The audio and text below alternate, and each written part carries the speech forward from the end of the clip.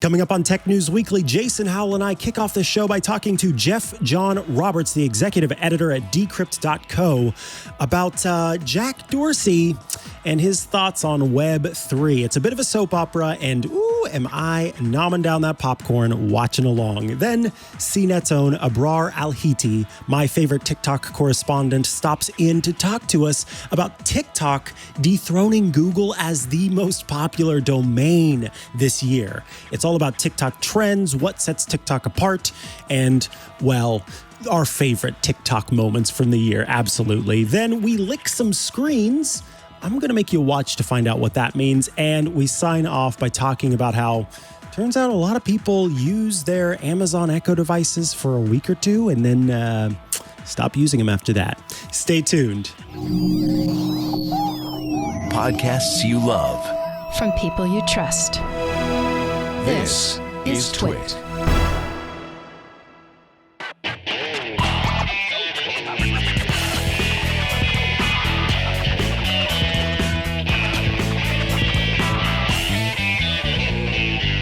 This is Tech News Weekly, episode 214, recorded Thursday, December 23rd, 2021. This episode of Tech News Weekly is brought to you by Andela. Andela is a global talent network connecting innovative companies like yours with quality technical talent, so you have more time to focus on your core business. Visit andela.com/4-companies to schedule a complimentary consultation and receive a 2-week no-risk trial with their vetted technical talent. And by AT&T Active Armor. When it comes to security, you already have to lock doors, save passwords, and remember combinations, but what about having one less thing to worry about? Well, thankfully, AT&T makes your security a top priority. Download AT&T Active Armor's free mobile security app to help protect your personal data so you have one less thing to worry about. It's not complicated. AT&T Active Armor, 24/7 network protection and free security apps to help stop threats before they get to you at no extra charge. Compatible device and service required. Data charges may apply. Visit att.com/activearmor for details. And by userway.org. Userway ensures your website is accessible, ADA compliant, and helps your business avoid accessibility-related lawsuits. The perfect way to showcase your brand's commitment to millions of people with disabilities. It's not only the right thing to do, it's also the law. Go to userway.org/twit for 30% off Userway's AI-powered accessibility solution. Hello, and welcome to Tech News Weekly, the show where every week we talk to and about the people making and breaking the tech news. I am one of your hosts, Mikah Sargent. And I'm the other guy, Jason Howell, not quite as festive as you are looking today, Mikah. I'm sorry, I didn't get the memo. Yeah. I just, it was a last minute decision. I felt the holiday spirit tingling in my bones, and I decided to slap on a hat and wear green elsewhere. So yeah, but good. We've got, we're almost to the end of the year, and we got a great show planned for you today. So Jason, take it away.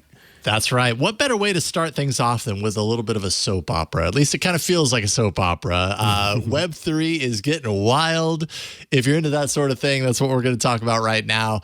Not sure if it's actually big news like Tech Meme seems to think that it is, or if we're just so close to checking out for the holiday that like we need something entertaining to pass the time. I'm not really quite sure where we're at, but Jack Dorsey is saying things about Web3, and everyone apparently is listening. And so we got to talk about it and see what's behind the words there. Joining us to talk about this saga is Jeff John Roberts from Decrypt. Welcome back. Great to be here. Thanks for having me, guys. Yeah, you bet. It's always great to get you on, and thanks for taking out some time so close to the holiday. I know how you feel, so we appreciate you giving us 15 minutes. So, first of all, what exactly happened here? Because suddenly everybody's talking about what Jack Dorsey is saying about Web3. And there's all sorts of stuff happening behind the scenes. But what did Jack say initially to kind of kick off this furor? Yeah, well, it was a quiet news week, and maybe you're right, we're just looking for scraps, but this was fun. So out of nowhere, Jack Dorsey just started basically taking shots at Andreessen Horowitz.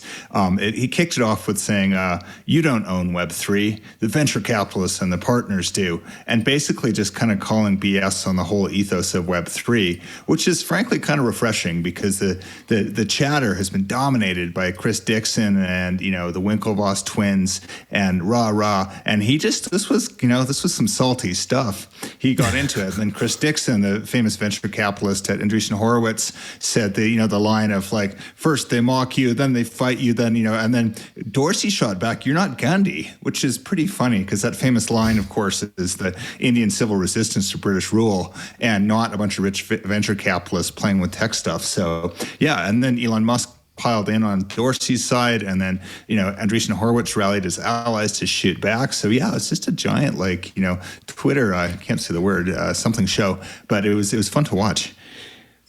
Yeah, interesting to watch nonetheless, and kind of hard to follow along. So I'm happy that you wrote about it and that others wrote about it. It makes it a little bit easier to kind of understand the thread. So how exactly does what Jack is saying here? Well, actually, there's two different sides here. It occurs to me. There's how Jack feels, and then there's how those like Andreessen Horowitz feel about Web3. So how exactly does this go counter to what many in the crypto space and the Web3 space actually believe? What is the disconnect there?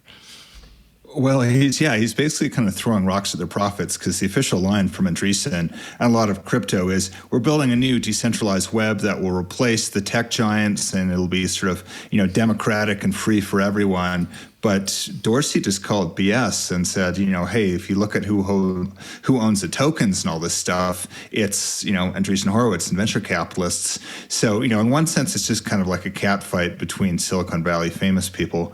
But also, there's something deep. There's a deeper layer here in that Jack Dorsey, remember, he left Twitter last month to go all in on Square and on the future of the web and crypto, and everyone thought that'd be Web3, and it's all kumbaya. No.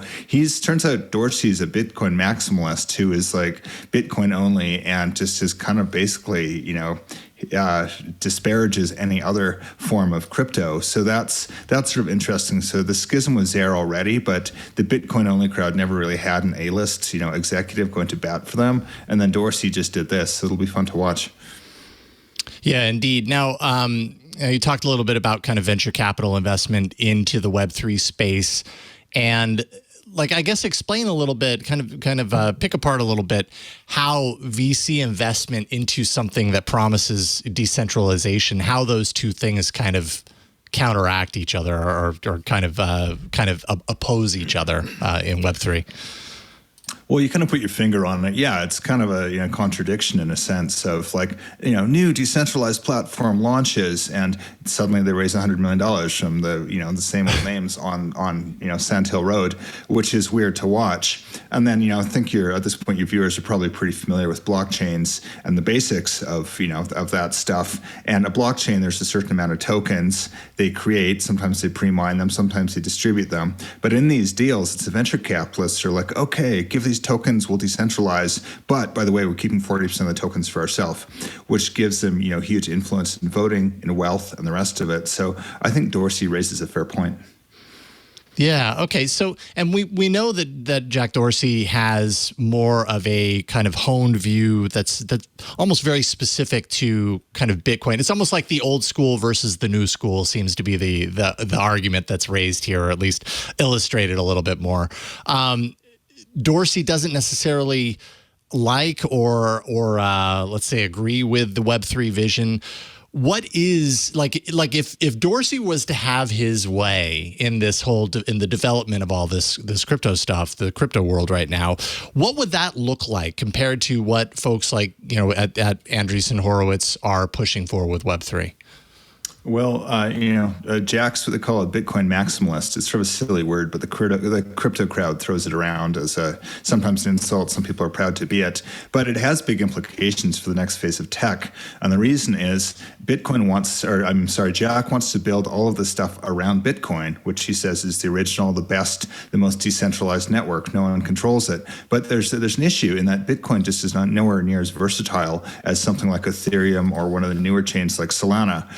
At Twitter, recall, he was pushing crypto heavily, but he wants to turn all of our Twitter avatars into NFTs registered on the Bitcoin blockchain and do all the payments around Bitcoin. And that's just kind of a heavy lift. I mean, Bitcoin's code is not built for that. It's improving. People are building the stuff to do it. But meanwhile, over here on the Web3 side, you've got all these new protocols that are built just for this stuff. So I should add too, Jason, there's one more element to it, which is skeptics or cynics of Jack say, wait a minute, you're taking this position because you're afraid of Web3 because it threatens to disrupt your baby, Twitter and Square, decentralized payments, decentralized communications platforms, that could make Twitter obsolete. So maybe there's self-interest here. So it's hard to know what to make of all of it, but it does have real implications for the next phase of tech.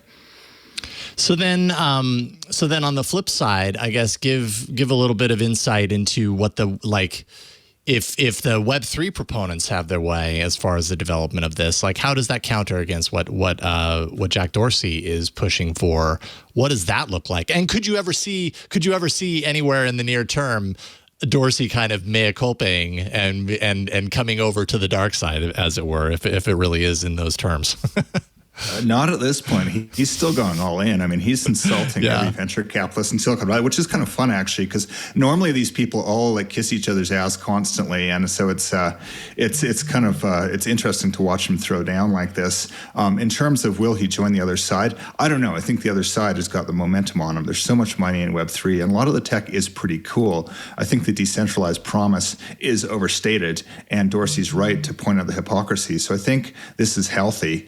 But in terms of what's going to happen next, I don't know. Web3's got a long way to go. Their criticism of what they call Web2 is correct in terms of giant oligopolies of Twitter and Google and Facebook having too much power over our communications, centralized entities like Mark Zuckerberg dictating how it all evolves. But that said, Web3's got a lot to prove. The user interface is horrible. I mean, for my job, I play around with it. I went on to Axie Infinity, the game everyone talks about. It's terrible.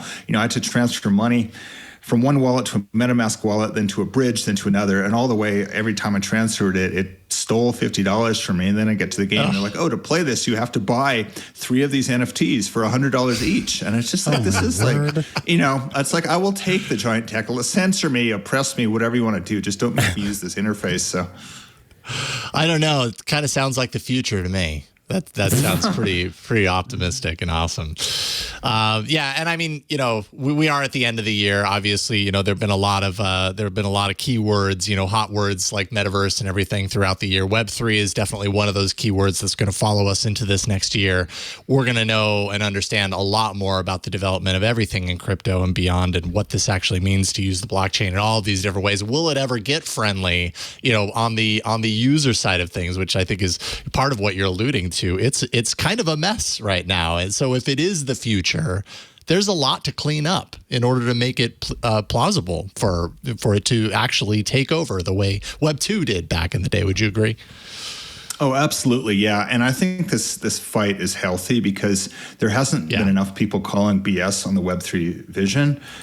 Some people who don't understand crypto are like, oh, it's all stupid, and that's not correct. But someone like Dorsey at least has got the insight and the stature to really, point fingers and say, hey, do better, guys, and call it the hypocrisy. So hopefully everyone comes through this and, the Web3 people turn down the sanctimoniousness a bit because it gets tiring. The Andreessen Horowitz clique who block anyone they disagree with, even though they're supposed to be open and about Web3 is inclusive. Dorsey made points about that too. It's why are you blocking anyone who disagrees with you? So I think he's going to break down some of the groupthink that's pervaded the Web3 discussion so far. I don't think his vision as a Bitcoin-only world is going to make it. There's just too much being built on the other side, and the Bitcoin blockchain, sorry to the Bitcoin lovers out there, just ain't built to do what a lot of Ethereum does. But I think there's room for both, and I think most people in crypto think there's room for both. But I think a good clearing the air has been really healthy. Yeah, I totally agree. Well, Jeff John Roberts, thank you so much. Happy holidays. Jeff John Roberts, is actually the executive editor at Decrypt.co. If people want to follow you online and kind of see what you're up to this holiday season, where can they find you? I'm at Jeff John Roberts on Twitter. Not much on Web3 yet. Big happy holidays to you, Jason, and your viewers. Thanks so much for having me on. Thank you. Take care. We'll see you next year. Bye-bye. Take care, guys. Bye. Thanks so much, Jeff. All right. Up next, TikTok is more popular than Google? Well, in one metric at least. We will talk about TikTok's success in just a moment. But first, this episode of Tech News Weekly is brought to you by Andela. It's a global talent network with a mission to connect brilliance with opportunity. Your company is expected to move faster than ever before to stay ahead of the competition. With so many priorities to manage, how exactly are you supposed to find time to both build and onboard an amazing engineering team that will get you to where you need to go? This is where Andela can help. Andela is the world's first talent network connecting innovative companies like yours with top-tier vetted engineers so you have more time to focus on your core business. Why Andela? Well, Andela is committed to your success. With their combination of expert technical recruiters and proprietary matching algorithms, they connect you with developers who are the best in the business, enabling you to accelerate productivity, drive revenue, and scale your business. They offer rigorous vetting process. Their hiring process is quick and efficient while also maintaining the highest quality admission standards to ensure they can place you with top quality engineers at scale. Global talent at your fingertips, because in today's hyper-competitive hiring environment, companies that limit themselves to local hires are at a severe disadvantage. With Andela, you can tap into their pool of highly qualified talent from around the world and cut your hiring timelines down from months to days. You get efficient ramp-up times. Andela understands that companies are expected to do more with less and consistently justify ROI. When you hire Andela engineers, you can expect that they'll be efficiently onboarded and ready to deliver value for your team within days. Plus, embedded team members. Andela engineers are not just part-time support. They're actually fully embedded into your organization with at least 5 hours of overlapping working hours with the rest of the engineering team. Mindshare partnered with Andela to quickly hire 10 new digital experts, including data scientists, machine learning specialists, analysts, and software developers. The executive director and head of business intelligence at Mindshare says, as we continue to enhance the Synapse platform, time to value is very important. Andela is a good partner in helping us identify the right talent that is fit for different purposes. So, tap into a wider talent pool and stop competing with major tech companies. Spend less time interviewing. Brilliance is evenly distributed, but opportunity isn't. So visit andela.com/4-companies to schedule a complimentary consultation and receive a 2-week no-risk trial with their vetted technical talent. That's andela.com/4-companies. Andela.com/4-companies. Thank you so much, Andela, for sponsoring this week's episode of Tech News Weekly. And now it's time to talk pop culture. Sort of. No, I'm really pumped today because we're going to be talking about something that has come up a few times this year in the same way that Web3 and crypto and supply chain are definitely entering the cultural milieu.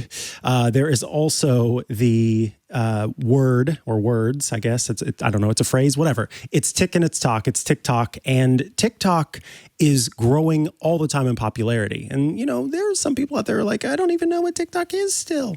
But TikTok actually surpassed Google as the most popular domain to visit, which is just fascinating to me. And joining us to talk about it is my favorite TikTok correspondent from CNET.com. It's Abrar Al-Heeti. Welcome back to the show, Abrar. Thank you for having me. That's the biggest compliment anyone's ever given me. So thank you. You're very welcome. You're very welcome. Yes, I anytime there's a TikTok thing, I'm like, all right, we gotta get Abrar. So you did write a lot about TikTok this year and some of the different stories that came up, but I happened to see one come through at the end of the year that was about TikTok dethroning Google. My first question for you is this. Looking into that, how is it that they're measuring the popularity of a domain? Because my immediate thought was, aren't most people just using the app? Or is it that people are more often going to the site or they're posting to other places with a link to the site, which therefore made the domain super popular? Yeah, that's a great question too, because this was something that came out of Cloudflare, and they said that this is, them measuring internet traffic. So it is very surprising to see something like TikTok, which is really focused on, digital on mobile use, whereas you have with Google, we use Google for everything when we're looking up flights on our computers, but also on our phones and maps and all that stuff. So I, them looking at internet traffic and just kind of seeing where are people going. And it's very, very incredible to me that TikTok would take the top spot. Honestly, it's surprising to me as well. Yeah, one of the things that's really fascinating to me about TikTok is it runs contrary to almost every other service that's out there, save for maybe Twitter, but even Twitter doesn't quite work this way. If I want to share someone else's photo from Instagram on my account, because it's old school, like Tumblr is kind of where TikTok is pulling from in a way, because if I wanted to share something from Instagram, I'd have to get a special app or use a special thing to download that photo and then share it on mine. And for me, I want to make sure it's properly sourced. So I would add a little tag in the bottom that says where it came from. On Facebook, you can share someone else's post, but it's sort of just, here's the post below, and then you can put your thoughts above. The same goes for Twitter. Here's the post below, you put your thoughts above. With TikTok, not only does it make it easy to completely take someone else's thing, and it also, you can do the duets where you are right next to the thing that's there. It's so encouraged to share different posts and remix and reuse different posts. And they have this great linking system that kind of can get you back to the original post. But on top of that, one of the things that I've always enjoyed about TikTok is that if I tap share, a lot of times with different sites, Pinterest is really well known for this. They are doing whatever they can to get you back into that app. And so you can't even see some links. Whereas TikTok, I can tap and save the video and actually just save it straight to my phone. There's no extra stuff. And so my question for you is, what do you think, how much of an impact do you think that had and has on TikTok's success? And how do you see how TikTok differs from other social media networks that are out there? I definitely think that those collaborative tools that you mentioned, duetting, stitching, that really is what set TikTok apart, because you're right, it did encourage the sense of like, you see something on TikTok and you're not just watching it and continuing to scroll. You're watching it and you're like, well, I have a take on this as well. So I'm going to stitch this, or I'm going to duet this. And then you have these layers of humor and these just living memes that continue for months and months and months. And so it kind of extends the longevity of these videos. And you're right, that ability to share, like, for example, just me and my siblings, we have like a group chat, and me and my sister try to share stuff off of Instagram, but my brother can't see it because he doesn't have Instagram. When we share our TikToks, he's watching the TikToks. Like, so it really does make it accessible to everyone. And even the people who refuse to download TikTok, you cannot avoid TikTok videos. They really are everywhere because everyone's pitching in or everyone's sharing, which really just kind of expands the reach. Absolutely. See, that's the thing, is that you'll hear a number of people say, I don't use TikTok. I don't know TikTok. And if you are anywhere on the internet, chances are you have seen a TikTok video, because it's funny. My partner will sometimes, turn his phone towards me and he's showing me this hilarious video that he saw on Twitter. And I'm like, oh yeah, I saw that on TikTok yesterday. Yep. Oh, I saw that on TikTok a couple of days ago. Most of the things that are getting shared there are from TikTok now. Instagram, a lot of the time, has videos that were pulled from TikTok. It's all over the place. And it's, I think, very clear that TikTok has somehow figured out a good formula for not only sort of sharing video, but also creating video. And I was hoping you could talk a little bit about that, because you've made a few videos on TikTok. Can you talk about the editing process, how it compares to using, a Premiere Pro or Final Cut Pro or one of these kind of movie creation tools? And if you find that there's a difference in sort of expectation, where you're not publishing a video to, be shown at the Cannes Film Festival, but instead it's going to TikTok. Do you feel like there's less of a barrier to entry on TikTok? And then if you can talk about kind of the process of actually creating a video on the platform.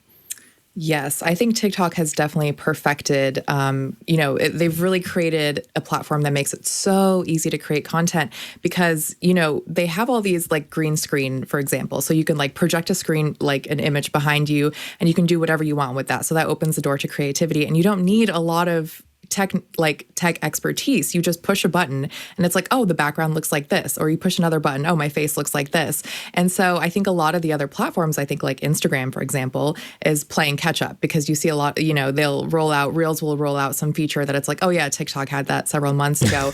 And they're looking because everyone's making videos, and there is the reduced pressure, because you're like, I'm sharing this, maybe it goes viral. It probably won't, but like my friends are going to see it and it's going to be fun, and I'm doing it because I think it's fun. Like that's why I do it. I'm like, I have an idea, 20 people will watch it, but I think it's funny, and so I do it.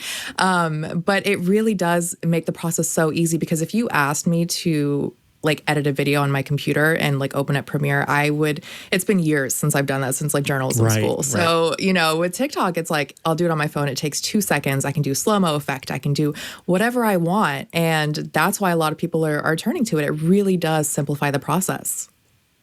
Now let's talk about people making a living on TikTok. How is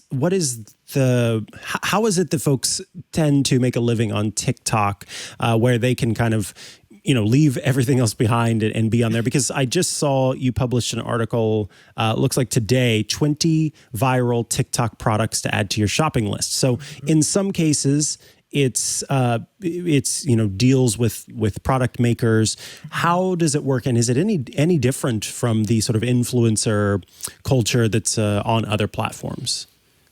Yeah, I'm not an expert on that, but I do know that a lot of people, like, you see that when they go viral, when, their videos go viral, they will tend to endorse products or have ads or collaborations with different brands. So that's one really big way. So yeah, that article that I wrote today was, a lot of it was like these people who, their feed, like their profile, you scroll through it and it's mostly like, here are all these products that I like, all these products off of Amazon that I love. And their entire websites are dedicated to like showing you these links. There is a creator fund as well. I'm not sure how specifically that compares to YouTube, but I think, yeah, a lot of it is, they have a lot of collaborations with companies once they get their attention, really. And I hate to put you on the spot, but just a little bit on the spot here for my last question for you. Are there any either memes or themes from this year that really stayed with you? Kind of your favorite meme or theme, or it doesn't have to be favorite. It could be just the one that stuck with you for sure from TikTok.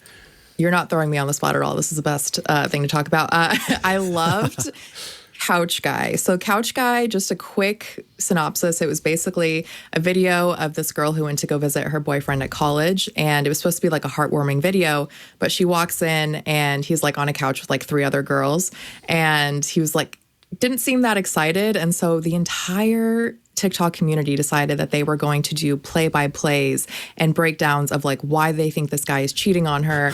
And it looks like somebody slipped him a phone. Like, let's zoom in on that. It looks like when he's reaching over, slowly getting up. So it was just such a testament to the fact that like it really, everyone chipped in on this. Like everyone was collaborating in some way, duetting, stitching. So that was really a testament to what TikTok has become, as we're all just kind of looking for ways to stay entertained as we're all sitting at home. Amazing. I think I talked about this one before, but one that really was kind of a heartwarming moment for me, and it may not have been this year, maybe even been last year, but it still stuck with me. There was a TikTok creator who showed everyone how to make chai from scratch. And after that, people picked up his recipe and started making their own chai. And he then did commentary on the different people making chai. And so then there were times where he was like, oh man, too much milk. Oh no, you need to add some. Oh man, you're going all out. You've got the mortar and pestle out. Oh man, it was fantastic just seeing all of these people. Yeah, that community kind of thing is so much fun to see. And then, I mean, just frankly, any animal TikTok is just fantastic. Oh, cat talk is amazing. I'm on cat talk like nonstop. Well, Abrar, Al-Heeti, I want to thank you so much for joining us today, and I hope you have a wonderful holiday season. But if folks want to follow you online and, of course, check out all of your great work, where should they go to do that? You can follow me on Twitter at Al-Heeti_3, and happy holidays to you all as well. All righty. Thank you so much. And we'll see you in the new year for sure. Bye-bye. Take care. Thank you. Thank you, Abrar. All right, coming up, just what this world needs right now, and that's lickable displays. Just let that sink in for a moment. Just think about that. Think about the possibilities there. Oh, my goodness. This is hilarious. We're going to talk about that. But first, this episode of Tech News Weekly is supported by AT&T Active Armor. When it comes to security, you already have to lock your doors, right? We do that all the time. We save our passwords. We remember our combinations, whatever it may be. How about having one less thing to worry about? Well, thankfully, AT&T makes your security a top priority. Download AT&T Active Armor's free mobile security app, and then you can help protect your personal data so you have one less thing to worry about. Isn't that nice? It's not complicated. AT&T Active Armor, 24/7 network protection and free security apps to help stop threats before they get to you. And it's all at no extra charge. Compatible device and service required. Data charges may apply. Visit att.com/activearmor for details. And we thank AT&T for their support of Tech News Weekly. All right, so we've got stories of the week. I've got two. They're more like snackable size stories of the week, but that's just how I'm feeling today. And the first one totally is a snack, depending on how you think about it. It's called Taste the TV, which is just a really bad name. I just don't like that name at all. But apparently it describes the technology. This is a television technology that allows you to lick the screen to taste different flavors. And even that screenshot, like, oh, that just seems like a really bad idea. BBC called this in their headline Netlicks, which I thought was really great. It's a prototype screen of hygienic film that has a combination of 10 flavor canisters that basically spray onto the film to mimic the flavor of foods. And the idea for this, according to Professor Miyashita, who designed it, is to, and these are his words, make it possible for people to have the experience of something like eating at a restaurant on the other side of the world, even while staying at home. So I don't know if this is necessarily, like, is this a technology that we're supposed to have in our homes for tasting things? Or is this meant for like sommeliers who want to train, to be a sommelier, but don't want to have to. That's not a bad idea, that one. Yeah, that one. Yeah, I mean, I'm just imagining watching some show and then this pops up and then you just run to the screen. You're like, no, well, maybe at a certain point, instead of a lickable screen, we'd have a lickable remote. So we're watching a show and, the thing happens and then you lick your remote. I mean, no matter how you put it, this is all a horrible idea. Like, it just does not sound I also feel like I hope there may be more that you're going to get to, but it's not enough to just call something hygienic and that's it. Like, you can't just say, that's true. This is hygienic. What? How is it hygienic? Tell me more. I need to know about the hygienic technology you're talking about. This is a hygienic dog. Okay, yeah, unfortunately, there's not a whole lot of detail here. Like, the BBC article gives you some detail. It doesn't dive into the specifics of how hygienic it actually is. It does say that you can imagine a future where you can download taste content. So, okay, there's that. See, but then, yeah. Why does it need to be a display? Just give me that that taste printer, and you could make. You remember how people used to have, and they always used to make it seem like it was suave before you went in for a kiss. You'd reach into your coat pocket and pull out that spray bottle. Yeah, exactly. So why not that? It's NFC linked to the television, or even better, Bluetooth or Wi-Fi, and I can, it says, it's time for a banaka. And so then you just, you lift it up and you sync it and then you spray and it's like, that tastes like strawberry lasagna, which is what the weird elf is eating on television. That would be better than like an actual display that I have to creepily just lick the droplets off of the display. Come on. It just sounds horrible. It sounds gross. I appreciate that someone is thinking about like, how can we make taste like something that you could download. I appreciate that exists. Like, maybe there is a future where that exists and it isn't weird. But this is weird. This is very is just weird. strange. I will not be caught licking my screen. That's for sure. I would try to sure catch the droplets in the air. You know what I mean? The display's down there, and I'm just like, trying to catch the droplets before they touch the screen. It's hygienic though, Jason. So don't worry. Yeah. Don't worry. You're only putting your tongue on it, and anyone else who happens to lick the screen. I suppose. So gross. Estimated cost, if this was actually commercially available, according to the creators, around $875, which is that's inexpensive for a lickable TV, I guess. I mean, I could. That's lick my true. TV, I've never. I don't have anyone. I don't have anything to compare it to, so it's certainly the least expensive lickable TV I've ever come across. Yeah. It also kind of seems, there is a little bit of a disconnect right now. Like this particular moment in time, a lickable screen seems really timing, like not, huh? Yeah, bad timing. Seems to, I don't know, be a good way to spread a certain kind of virus, just a guess. But I kind of feel bad for the scientist who was like, this is the year I had my breakthrough. And I just, I'm not waiting to release it. And you picked. I want to move on to the next thing. Yeah, exactly. Totally. So that was one. I knew we wouldn't have 15 minutes to talk about lickable screens, so I came up with another one. This was actually really cool as well. I mean, really cool. Maybe strike the as well. But is it hygienic? I think that it is. Yeah, this doesn't have anything to do with exchanges of like bodily fluids or anything, so I think it's okay. Text to image synthesis, care of AI. And the idea here is that we could write what we want to see, and then artificial intelligence would actually create it, right? It would turn our words into an image.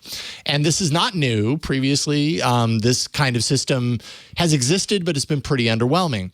The technology, and specifically, as you and I talk about on the show many times, AI is moving super fast right now. OpenAI is behind this latest example of this technology, and it's pretty impressive. So you can see the second image there. So the text for that second image is a corgi wearing a red bow tie and a purple party hat. And it creates an image of a corgi wearing a red bow tie and a purple party hat. That's actually very impressive. What? And it looks really good. Another one, let's see here. I can't remember where on the screen this is. Maybe it's the second layer down on the far left. What is it? It's a surrealist dreamlike oil painting by Salvador Dali of a cat playing checkers. And it's not these examples. It's above. Anyway, yeah, it's the second. No, it was on that top image area.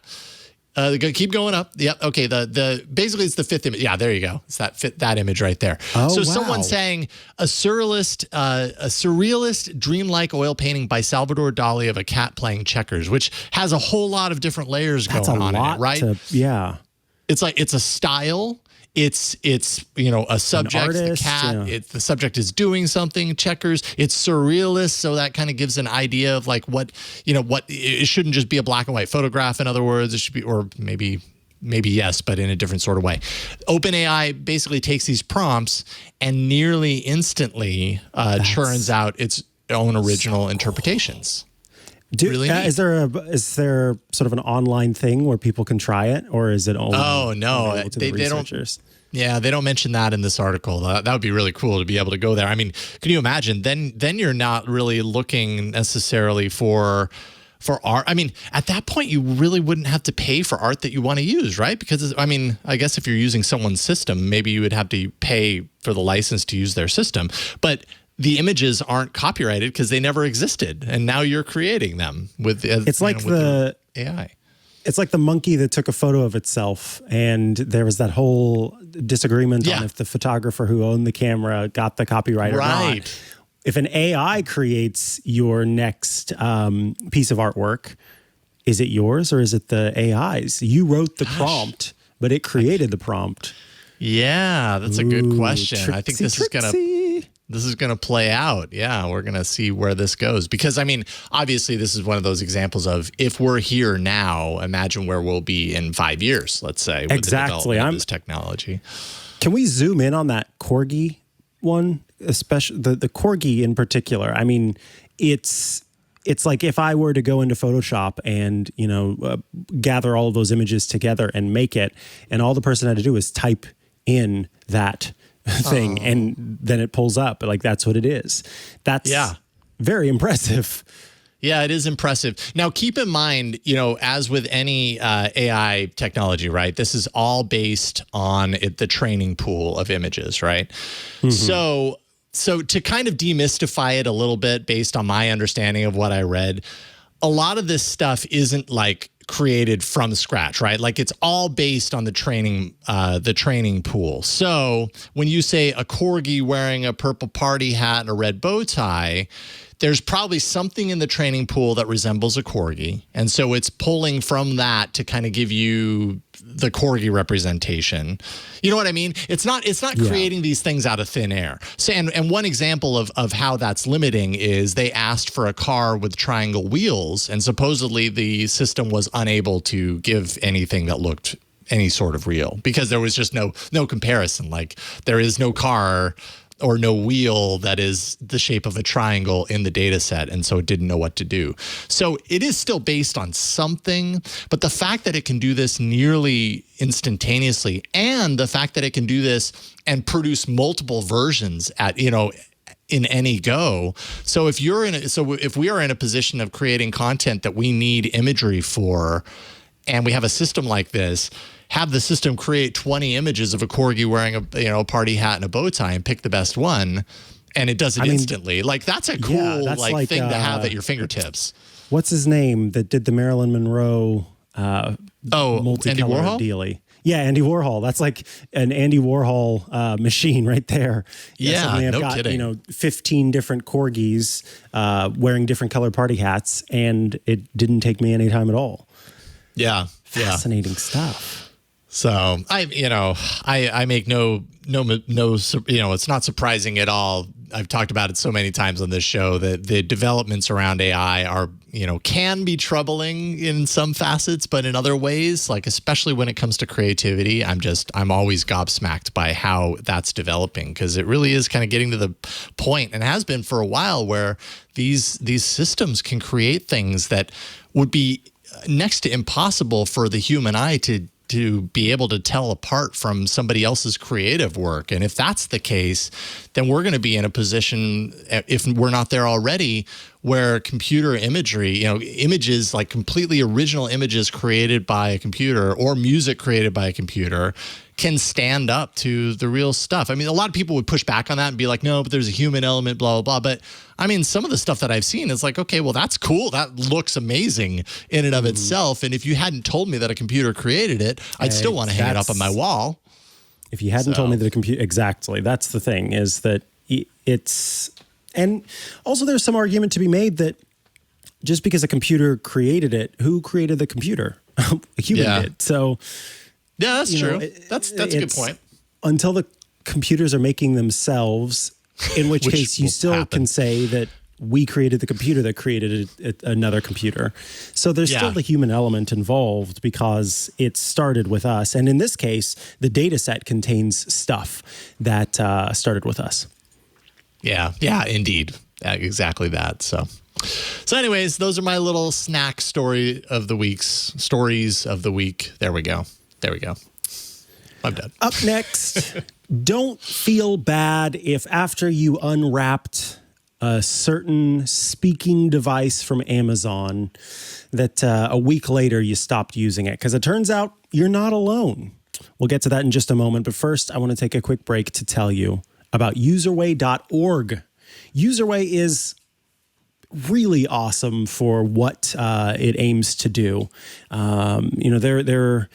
Their desire to make the web more accessible is pretty awesome. And it turns out that everybody who has a website needs to be a part of that. Every website, without exception, needs to be accessible because it's a public entity, the website is. And also because it's just the right thing to do. It's federal ADA law that mandates equal access to services for all Americans. And not to put too fine a point on this, but you could be liable if your website does not meet ADA laws for accessibility. Userway has an incredible AI-powered solution that tirelessly enforces the hundreds of WCAG guidelines. With just one line of JavaScript, Userway can achieve more than an entire team of developers. Userway's AI and machine learning solutions power accessibility for more than 1 million websites. Many you've probably heard of. It's trusted by Coca-Cola, by Disney, eBay, FedEx, and many other leading brands. And now, Userway is making its best-in-class enterprise-level accessibility tools available to small and medium businesses. When you scale, you need Userway. An accessible and compliant website isn't only the right thing to do, it also makes business sense. The Achilles heel for websites are registration forms and nav menus and shopping carts that are not accessible. Millions of people will require Userway just to purchase your products. For years, Userway has been on the cutting edge, creating innovative accessibility technologies that push the envelope of what's possible with AI, machine learning, and computer vision.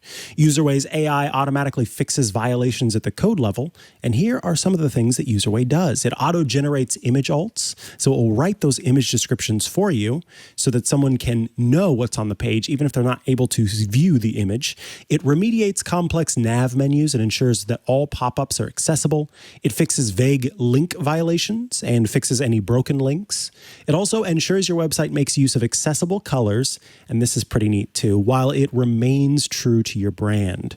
It also gives you a detailed report of all the violations that were fixed on your website. And Userway is platform agnostic. Whether you're using WordPress, Shopify, or Wix, Userway is cost-effective and easy to add. And the same goes for AEM, Sitecore, or SharePoint. Userway integrates seamlessly with all. So let Userway help your business meet its compliance goals and improve the experience for your users. Check out their free scanning tool to see if your website is ADA compliant. Also, the voice of Siri, who's considered the world's most popular voice assistant, has a message about Userway.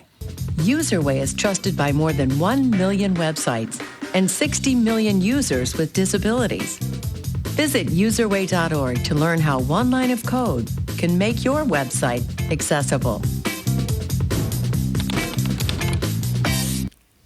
Thank you, Susan Bennett, the original voice of Siri. Userway can make any website fully accessible and ADA compliant. With Userway, everyone who visits your site can browse seamlessly and customize it to fit their needs. It's also a perfect way to showcase your brand's commitment to millions of people with disabilities. So, go to userway.org/twit and get 30% off Userway's AI-powered accessibility solution.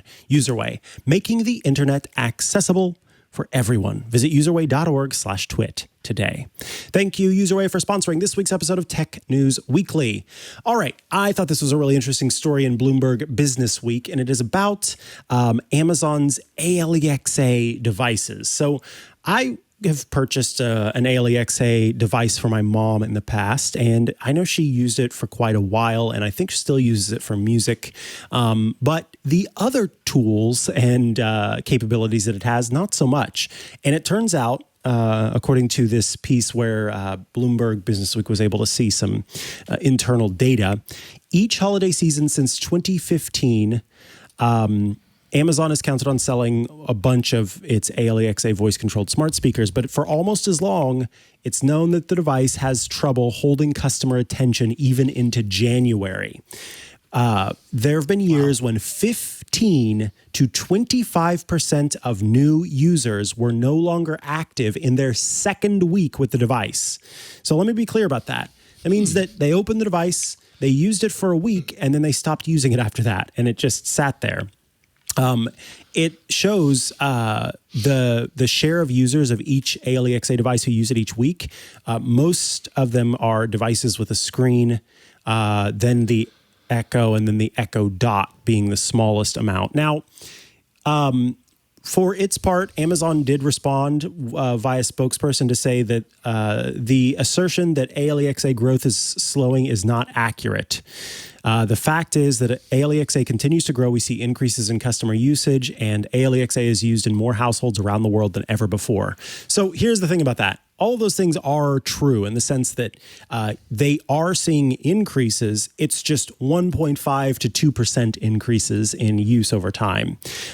Most people end up realizing the features or making use of the features that they are going to use within the within hours of opening it. They realize it plays music. They realize they can connect to it with Bluetooth from their phone and play music, and they use it to set timers in the kitchen. But all of these extra features that Amazon has added since then, features that I've talked a lot about in Smart Tech Today, including the ability to use an ultrasound, or is it ultrasonic sound? In any case, a sound that humans cannot hear to determine if someone's in a room and use that to set up automations, the ability of some of the devices with screens to be able to determine who is in front of it and then show information for that person in particular. All of these cool, fancy new features don't end up being used by most people. And it's kind of interesting seeing, in fact, in 2018, Amazon itself projected it was going to lose $5 per device in 2021, but wanted to improve that to a $2 per unit profit in 2028. So the company kind of knew that it was going to be a while before it ever saw profits on the device. And it turns out that kind of they've planned and prepared for the fact that they would be losing $5 per device this year, and that it would take until 2028 to see any kind of return on investment. And a lot of that is because of the discoverability of those extra features. Just nobody's looking into it because they're using it for what they expect, or what they are most familiar with, and then don't hear about those new features that are there that they may make use of. I'm curious for you. I know you don't have Amazon devices, but you do have Google devices. Mm-hmm. What do you use them for? What do you and your family use them for in your home? Primarily, no, not at all. I mean, primarily, I'd say the top most used, my kids use it most for music. For playing music. And just to be clear, we've got Google Home devices in every room in the house, including their bedroom. The ones that are in their bedroom, we have, some controls on them for like nighttime controls and stuff. But primarily they're used for music, and I use it a lot for music as well. But we also use it for smart home control. So, and there it's usually just kind of lights and maybe temperature or whatever. But we use it on a very regular basis. What I think this reminds me of in my paradigm with the Google Home is that these devices, when they launched, they could do a certain amount of things, and you're like, they may have sold you on like, oh, it can turn off my smart home lights, anywhere I want with my voice. That's cool. I'm going to get it for that. Or I can play music anywhere, or I can set an alarm or timer in the kitchen, which is another thing we use. I can do all these things. That's really great. Those were kind of the launch features. And then over time, the new features get added, but not only new features get added, but third-party, apps and different interactions and integrations all get worked in. For me, it got to the point to where it was so overwhelming to even dive into what it could do that I just kind of stopped looking. I was like, well, I use it for these things and I'm fine with that. And there's probably more that I could do with it, but I just don't want to take the time to investigate it. I don't want to take the time like I tried, and then it's a matter of syntax and I didn't do the syntax right. And sometimes the syntax is just weird. And so, as a result, I don't end up doing it because of that, and I don't know. So it's almost one of those devices that, it's great that it has so much capability, but it kind of stunts my use of it. It's so capable that I don't end up using a fraction. I end up using a fraction of what it can do. The paralysis of choice, as they call it. Yes, totally. Which is totally understandable, and I think that my mom setting up her Alexa device is going to set it up and then not pay attention every week when Amazon sends out the email that says, here's what it can do now. Because she doesn't care about that. It's doing the things that she wants it to do. And if it stops doing the things that she wants it to do, then she would stop using it. So I really do think that it is kind of among nerds are the ones who are mostly paying attention to those added features. But it turns out that those added features are where Amazon is hoping to make money, because they thought that people would interact with it more for like buying products on Amazon. I did that one time. It was during what's that called? Amazon Day? I can't think of what that is. That what it's Prime called? Day? Prime Day. Yeah, because they had a special deal where if you used your voice to order this, then you would get this really good deal.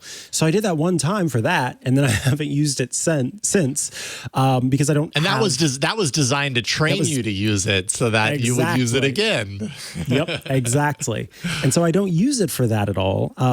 It's mostly used like even the best of the Echo devices are not great at playing music super well.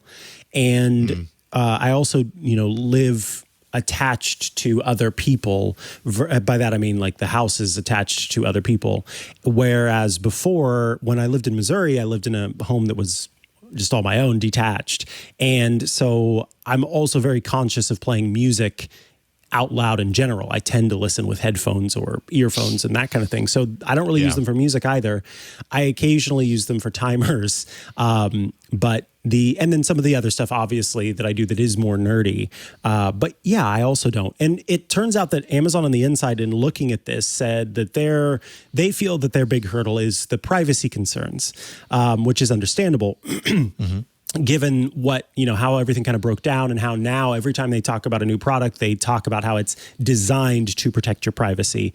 And then they give you a whole, list of reasons how it's protecting, et cetera, et cetera. So they're still working against that, they feel, which has lengthened the amount of time it's going to take to make these devices profitable, per their own understanding. So this was a really interesting piece. It's worth looking at. It says Amazon's ALEXA stalled with users as interest faded, documents show.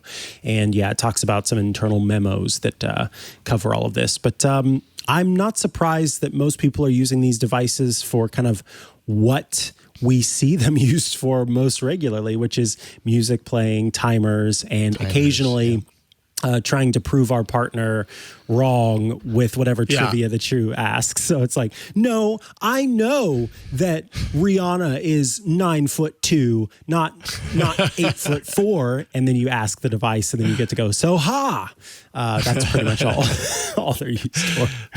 The ALEXA is on my side this time. Yeah, exactly. This time. Yeah, it's usually not on my side, sadly. Yeah, I mean, and we do use ours for things like that as well. So yeah, I think it's interesting because I hadn't really considered it too deeply, is the idea that maybe what these devices were launched with weren't necessarily the real money making opportunities that the companies thought they were. And I don't know. I never had, we've never had an ALEXA device in our home. So, and I've never used my Google Home to buy anything, but that just wouldn't even occur to me. It wouldn't occur to me to use my voice to buy something and maybe that's a generational difference, or I don't know, but even if it had the capability, I probably wouldn't.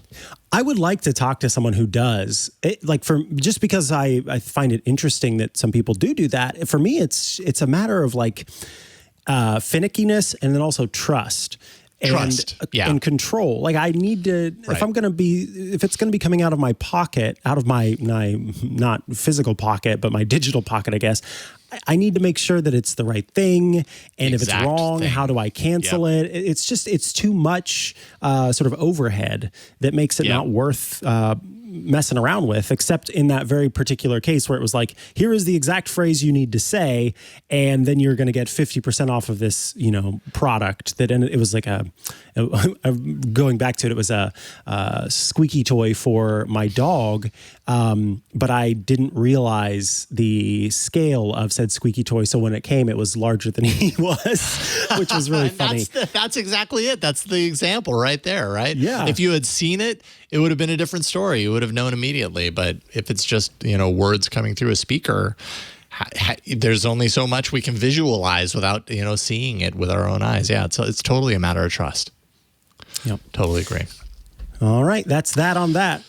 All right. And with that, we have reached the end of this episode of Tech News Weekly, the last live episode of the year, which is not to say that we won't have another episode this year. TNW for next week will be the best of. And Micah and I just basically went through the year and pulled out some of our favorite interviews. So you've got a little bit more of a supersized episode of some really great interviews to check out next Thursday. But we do normally do this show on Thursdays live, and the following week, in the new year, we will be back to that. So twit.tv/TNW, and that's where you can go to subscribe so you don't miss any of the episodes, whether they're live or not. And hey, if one of your resolutions for the new year is to not listen to advertisements, have I got a deal for you? If you'd like to get all of our shows ad-free, well, you can check out Club Twit. For $7 a month, you get every single one of our Twit shows with no ads. You also get access to the exclusive Twit Plus bonus feed that has extra content you won't find anywhere else. Behind the scenes, before the show, after the show, other content that ends up there as well. And access to the members-only Discord server. If you're wondering what that is, if you've ever used Microsoft Teams or Slack or one of those other kind of communication platforms, you'll be familiar with the way that it works. It's a great place to hang out with fellow Club Twit members and also those of us here at Twit. Too. It's a lot of fun. $7 a month, twit.tv/clubtwit to check all of that out.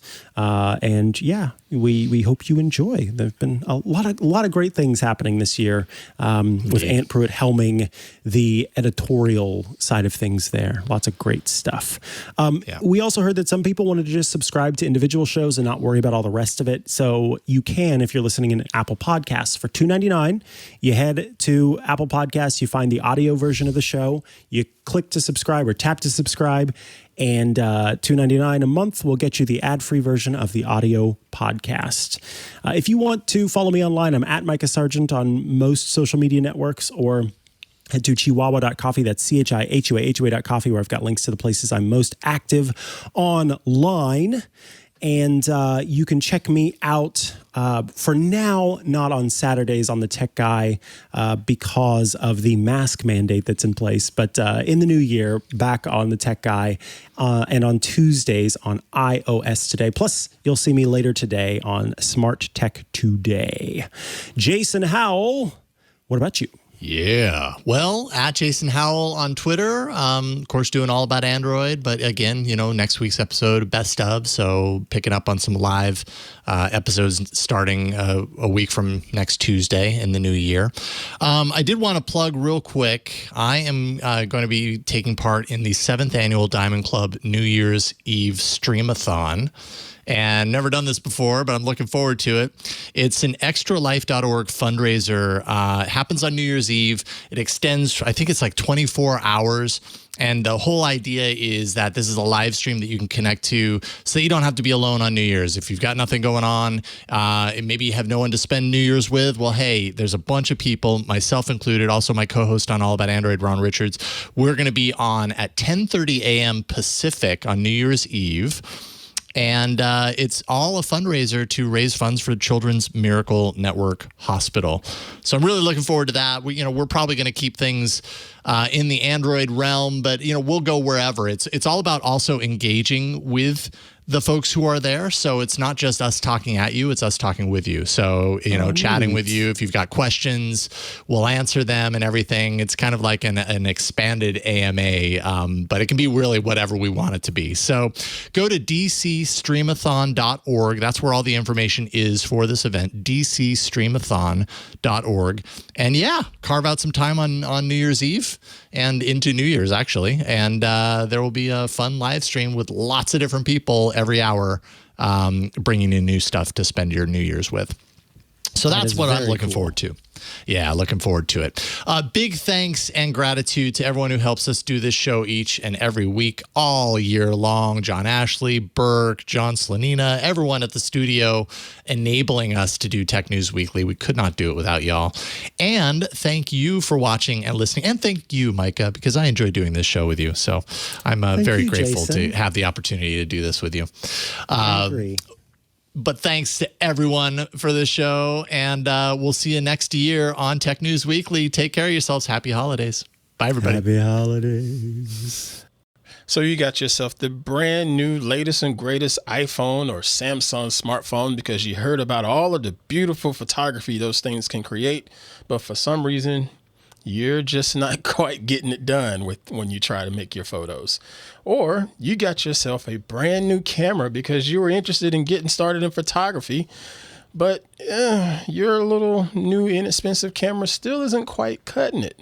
Well, you need to check out my show, Hands on Photography, here on TWiT. I'm going to show you how to be a better photographer and a better post-processor, and quite frankly, just help you get the most out of that new camera that's either on your phone or the brand new one that you just got for your birthday or gifts or what have you. And it's going to be a lot of fun. So head on over to twit.tv/hop. That's twit.tv/HOP and subscribe today.